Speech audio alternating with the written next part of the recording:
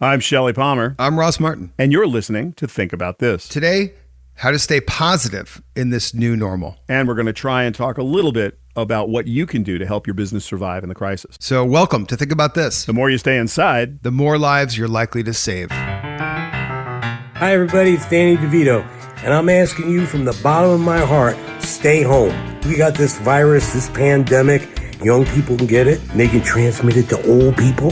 The next thing you know, I'm out of there.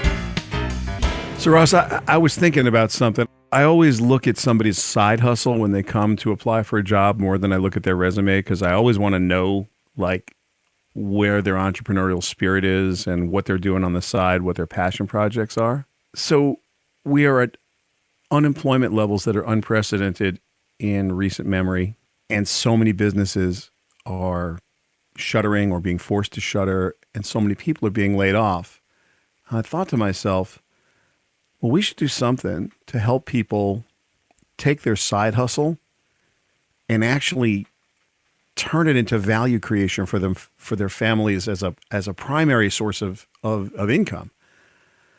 And then it occurred to me, if you're not working and nobody's working, then what is the side hustle that allows you to feed your family?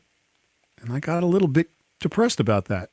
Look, we're living in a reality where most state and local governments have already made a decision about which businesses are essential. And that word essential is really tricky. You try telling a mom and pop shop, it's a copy store, a local coffee shop, anything.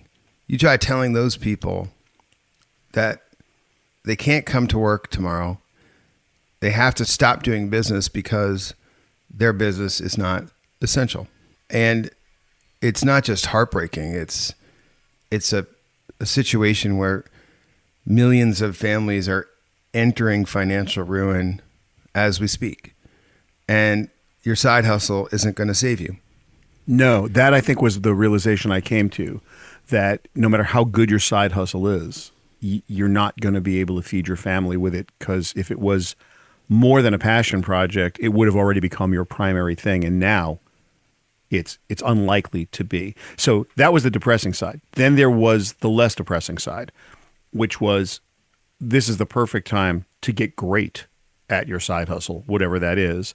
And I think what's going to happen first are those who have the ability to create cottage industries, ways to create value for your local village, if you will, for your immediate area. Right. If you can bake, if you can mow grass, if you can fix stuff, that's, probably it's a complete reversal of what it means to be an alpha and what it means to be a beta in our society. We're seeing that more acutely in the city, but where I am right now in Maine, the economy is doing what it does. It's actually mostly filled with tradespeople, and they continue to do their work.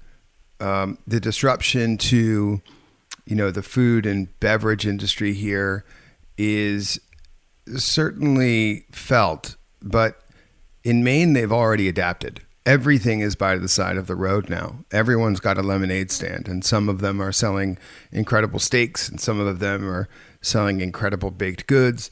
But this economy is, in Maine, rural Maine, so resilient. It already is behaving as a village. In the city, yeah, radically different situation. And I would love to see what you're saying play out there. Well, I don't know. Where I am, I'm also kind of out of the beaten path, or off the beaten path right now. I'm up in Vermont, and up here, it's very much the same as you've described in Maine. A lot of tradespeople. This is an entire economy at this point based on tourism. The governor just said that no Airbnbs, no short-term rentals could be done. Yep. For the foreseeable future, devastating all of the people who thought they were going to be able to rent their houses and their weekend houses to people who are trying to. Oh, it's all done. That's done. So yep. Who's up here? Yep. It's the plumbers and the carpenters, and it's interesting. There's some repair work in and around. People are doing the normal work they would do, repairing their decks. New roofs are being replaced. And that entire group is still working, which I don't know if that's even safe. Some of them are working with masks on, which is fascinating. But one way or the other, you're right. This is a resilient kind of economy because there are so many people that do what you and I would consider tradecraft, right? They're doing not knowledge work, if you will. So for us knowledge workers, this is a rude shock to the system. First of all, I love the way you're thinking about this. Imagine that your village, if you're living in New York or Chicago or Miami or Atlanta, let's say your village is your high rise, your condominium. Yeah. Whether you live in the projects or you live in the penthouse on Central Park West, that shit doesn't matter anymore. You're locked in a very tall building with hundreds and sometimes thousands of other families. And the question is, what value can you add to that community? Are we looking at hyperlocal economies that are building by building instead of city by city? So when I think optimistically, when I let myself be me as opposed to post-apocalyptic me, but if I let myself just be the normal, super optimistic. I've been waiting for this moment for a year. For you to just be you and not post-apocalyptic you in your pajamas. If I let myself be me, I believe that not only will we get through this, but that this on a macro level mimics the way so many of us have evolved throughout our careers. We are forged in failure. We overcome things and we learn from it, and we get stronger by overcoming things. And ultimately, we're changed, but you're better for having been through whatever you've been through.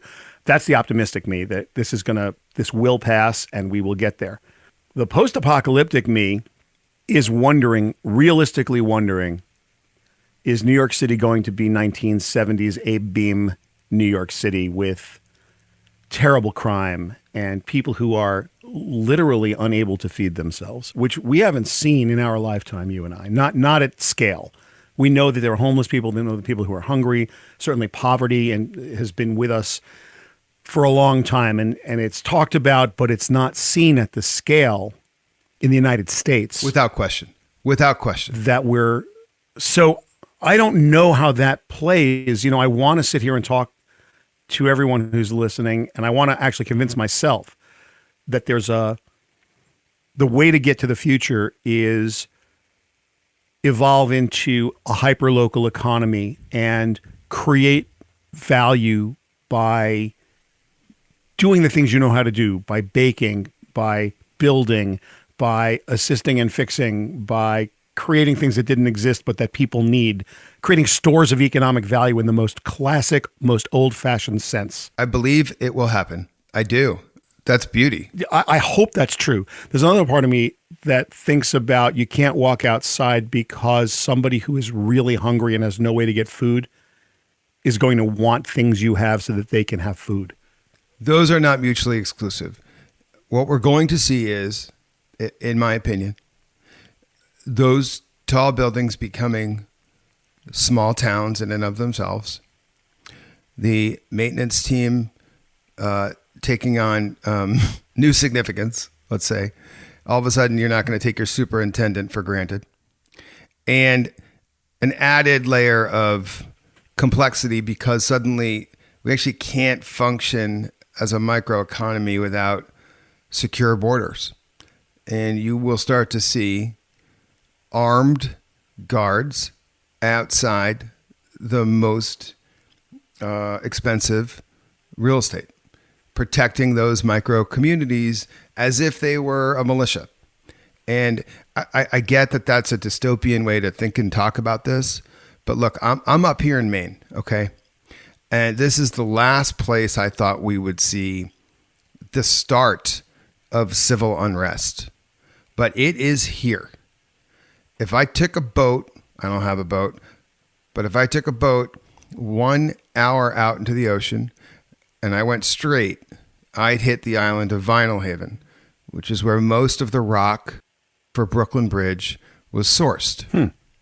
Now, what happened not just 3 days ago is that Vinyl Haven became the center of a national news story because some idiots who live on the island saw that a New York license plate car was parked outside one of the houses and it looked like a few friends had fled New York City and rented a spot on this island to just escape the mayhem of New York City. Mm-hmm.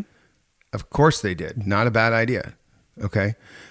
But what those guys did on that island, who lived there year round, they were born and bred in Maine, is they went and they chopped down a tree and they pulled it in front of the driveway and used it to block in the New Yorkers, quarantining them against their will. Oh. And the New York guys panicked and called the Coast Guard, and it became a whole incident. But it was the very beginning of civil unrest. And it's no different than one island over from that, where a bunch of guys decided to stand on the dock where the ferry comes in. And if you don't live there, but you pulled up on the ferry, they turned you right back around and said, you can't come on our island. That is reality. That's happening now here in idyllic Maine. It's amazing. So we are now days away, if that, from this kind of civil unrest, except much, much worse in cities like New York, where if you're a father or a mother and your kid gets sick, or your parent gets sick, or your partner gets sick, you will do whatever you need to do to get care. And now, for people who have connections, they'll try that first. For people who have money, they'll spend whatever it takes. But if you don't have connections and you don't have money, you're not getting to that front of that line. And even if you do, it's probably not going to work. So now we go to DEFCON 3. And that's civil unrest. Yeah. And that is, I will do what it takes to protect my children and my family. And no one's getting in the way. That's right. And since every human being feels that way, that's right. We're hardwired to feel that way. This is going to get really crazy really quickly. And the question is levels of madness, and absent leadership on a national level, we are in serious trouble. Shelly, earlier when we were talking, you were talking about skills workers, and you were referring to the idea of like, okay, you know, maybe I need to rebuild my deck, or maybe I need to fix the windows in my house, or maybe my car's in the garage and now I finally have a chance to actually work on it. I love that idea. I think that whatever it is in your life or your family or yourself that needs fixing, now's the time you actually get to focus on that. It's actually so consistent with the advice that I'm giving our clients, many of whom are facing, obviously, an existential crisis unlike anything they've ever seen. I mean, we are now faced with what I would describe as, for SMBs, for small and medium-sized businesses, an extinction event right before our eyes. Yes, no question. And right before our eyes, we are watching the new economy take shape. This is the death of the old economy and the birth of the new economy. And it's right here. There's no waiting for it. And in its wake, hundreds of thousands of small and medium-sized businesses are dying. And I know this because as I connect our clients to local and state governments, I was on the phone in the last 48 hours with the offices of the governors of Connecticut, New York, and New Jersey. Today I'm talking to Illinois, Pennsylvania, and the mayor of LA, Eric Garcetti. They are, of course, in urgent need of PPE and any kind of medical supplies they can get their hands on, which we read about in the news every hour. But also, they are responsible for state economies that are collapsing in their laps because hundreds of thousands of small and medium-sized businesses cannot actually survive this. And so as we move into the new economy, the question I think business leaders need to ask themselves if it's possible to even create the space to think about the future of your business as you're trying to save it. What can I do? What should I do? How should I prioritize my thinking about the future of my enterprise, whether it's small, medium, or large? And this is what we're telling them. First and foremost, protect and defend your people and your business at all costs. Second, strengthen your core. And this is what you were talking about earlier, Shelly. Use this time to fix all the things inside your car, your house, yourself that you know need fortifying. Work on all those things that you know you've been leaving because you didn't have to deal with them. Now's the time to actually make yourself as healthy and strong as you possibly can be. And 3, prepare to emerge in the new economy. Because when we get back to some sense of normal, the drivers of consumer preference, the drivers of behavior are all new and different. They're totally different than they were before. And because of those realities in the new economy, some companies are going to be prepared for even greater success. Some will emerge with greater momentum than they had before. And we will see the birth of new leaders across these categories. And that is devastating to think about all of the destruction they leave behind, all of the companies that just won't make it, all of the business leaders and employees and families that will struggle. And yet a new economy will be born. New leaders will emerge. So Shelly, you're in the same position I am in that business leaders all over the country are turning to you and asking, what should I do?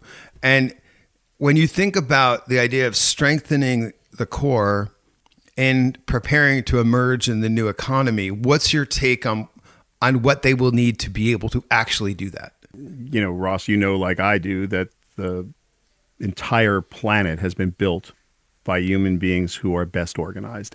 Everything that's great in the history of the world has been built by brilliant organizations and people who have the ability to organize.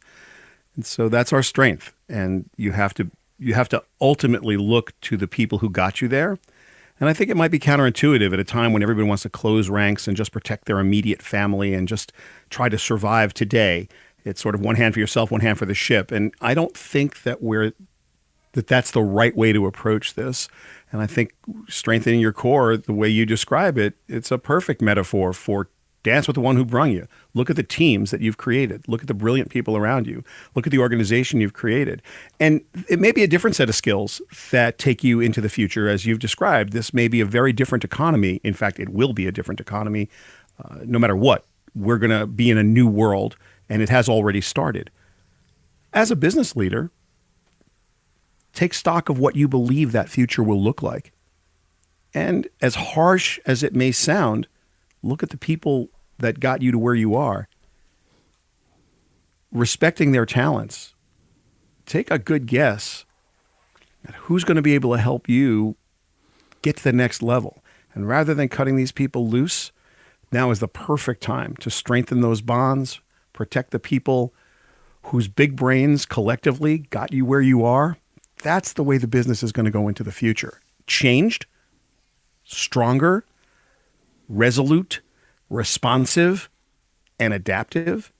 All the things you said. And I think that is the future. And it's going to be really hard for business leaders to do because with the veil of ignorance, in a vacuum, without considering anybody's feelings, their family, who's sick, who has a medical need, who's got special needs, kids, whose circumstance. If you take all of that away and you just look at the assets in the form of the bonds and the brains that you need to organize to get you to the next place, those are going to be some of the toughest business decisions leaders ever make.